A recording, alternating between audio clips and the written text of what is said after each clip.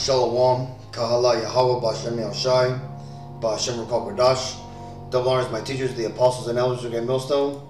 Peace and mercy to the elect, who the house of David be born again in this generation. And Shalom to the 130 Yasharallah, who today are known as the Negroes, Latinos, and Native Americans, who before losing our true heritage were known as, and still are, the true Hebrew Israelites of the Holy Bible. In today's lesson, we're going to talk about the importance of Hebrew and how it can explain a lot of misconceptions and misunderstandings of the Bible's translations. Right? But before we get into that, let's read this.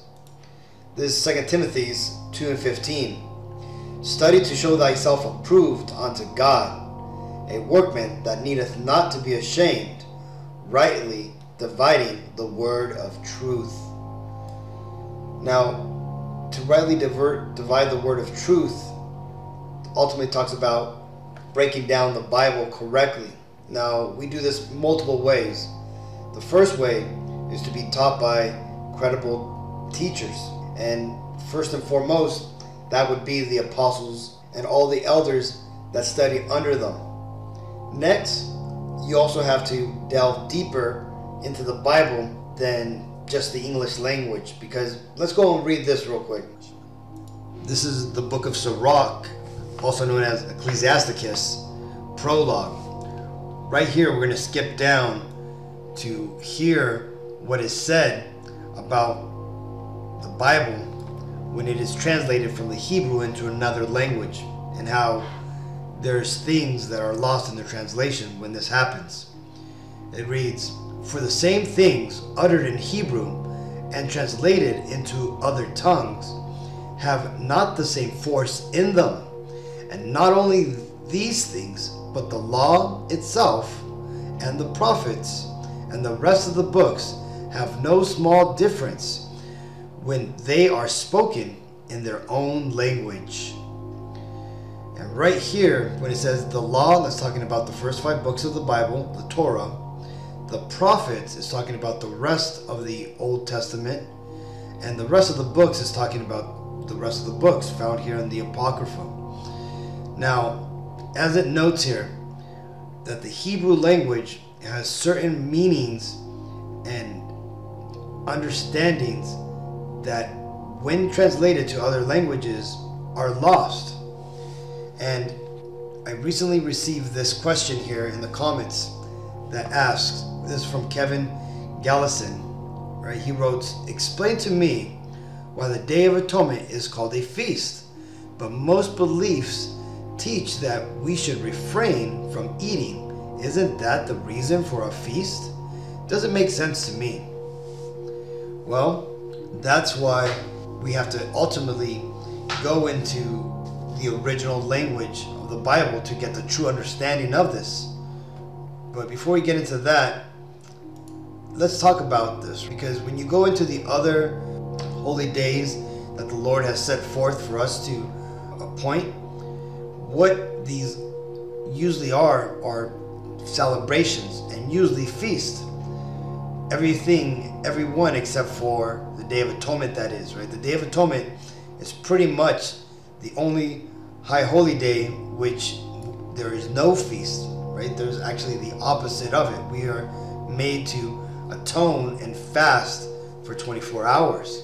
So the brother is correct, right? This makes no sense. Why would the Day of Atonement be referred to as a feast day when it's not a feast? Well, to get that, let's go ahead and read the scripture that calls out the feast of the Lord, right? It says, this is Leviticus 23:37. "These are the feasts of Yahweh, Bashem Yahushai, which ye shall proclaim to be holy convocations, to offer an offering made by fire unto Yahweh, a burnt offering and a meat offering and a sacrifice and drink offerings, and everything upon his day." Right? So right here, when it says that these are feasts of Yahweh, let's go ahead and look into what that word there for feast is. Right? When you go down here, it's H4150, Moed. Strong's H 4150. Moed. Okay, so let's go ahead and see what the definitions for this is. It says an appointed place, appointed time, or meeting. Appointed time, sacred season, set feast, appointed season, appointed meeting, appointed place, appointed sign or signal, tent of meeting, right? So right here it's obvious that this is an appointed time. So really what Moed is saying is that these are the appointed times of Yahweh.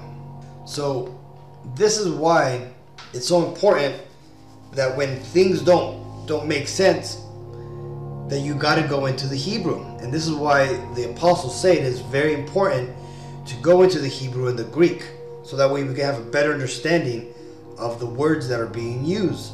Because again, this isn't going to be easy to find the truth of the Bible. And sometimes you're just going to have to study and go into things. Now, I myself have made this image here with the help of the brother from Holland. I believe he's the one that made these cards here at the bottom. I included it in this graphic to make it nicer. But images like this, along with the alphabet that I created using the knowledge that I received from the apostles and the elders, these tools have been given to you freely, so that way we can all learn what they refer to as Phoenician Hebrew is and how to use it. Right, the top here you see this is the Paleo Hebrew, or what they refer to as Phoenician Hebrew or Canaanite Hebrew. Right, that's really, if you really want to go into the Paleo Hebrew, you got to look into the Phoenician Hebrew or Canaanite Hebrew. That's what history or archaeology refers to this Hebrew as, right? They're never going to give the credit to the Hebrews, okay? They're trying to hide this from us. And then at the bottom here you see it talks about the modern Hebrew, also referred to as the Assyrian or even the Aramaic Hebrew. This Hebrew down here was created once the northern kingdom was taken away captives into the land of Assyria. Now, just like when so-called Mexicans come here to America, okay, what happens is their language is changed around, and instead of being called Francisco, they're called Frank, or Jorge is George.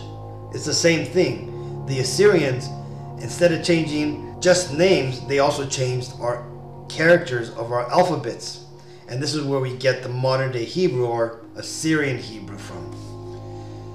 So that being said, we also got to remember that this is prophecy, that those that will be saved in the last days, that they're going to return to the original language spoken by the Hebrews.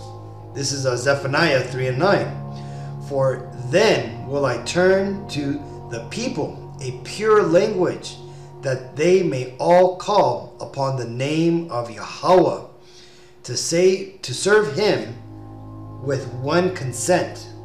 Okay, so you see that? So the Lord has returned onto the world the Paleo Hebrew, the original Hebrew, which was spoken by Moses and the patriarchs. And why did he do this? So that way we can call upon his name in the right pronunciation, not using Yiddish, not using English, not using any other language, but the original pure language, the holy tongue, as what Paleo Hebrew is referred to as, right? The Lashon Kodash, the holy tongue, or literally the tongue holy. And this right here fulfills the prophecy in Zephaniah 3:9. So when you say the Lord's name, Yahweh, or the Messiah's name, Yahweh Shai, you're actually speaking in the pure language, the language that the Most High Father has returned onto us, so we can call upon him with one consent. So when you're out here calling upon Yahuwah, Yeshua, Jesus, Adonai, and all these different names in different languages and dialects, you're not calling upon the Lord's name in one consent, and hence you don't fulfill this prophecy, and hence you're not part of those that are going to get it or be saved. So this is why I recommend, even though it's sometimes a little hard to study this or understand it, devote yourself, Joachim. It's not that hard. Put a little bit of effort into it, and trust me, you'll be better off understanding these things. And yes, these things take time, but you got to remember, whenever something doesn't make sense in the Bible, it's not that the Bible's wrong, it's that you just haven't received the understanding. But the great thing is that the Most High has set us up here to answer your questions and explain these small stumbling blocks for. Now let's get this. This is Isaiah 19 and 18.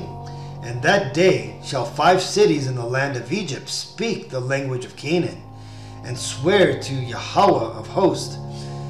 One shall be called the city of destruction. All right, so this is another prophecy that tells you that in the end days here in America, which is spiritually known as Sodom and Egypt, right, that we're going to be speaking the language of Canaan. And again, what is the language of Canaan?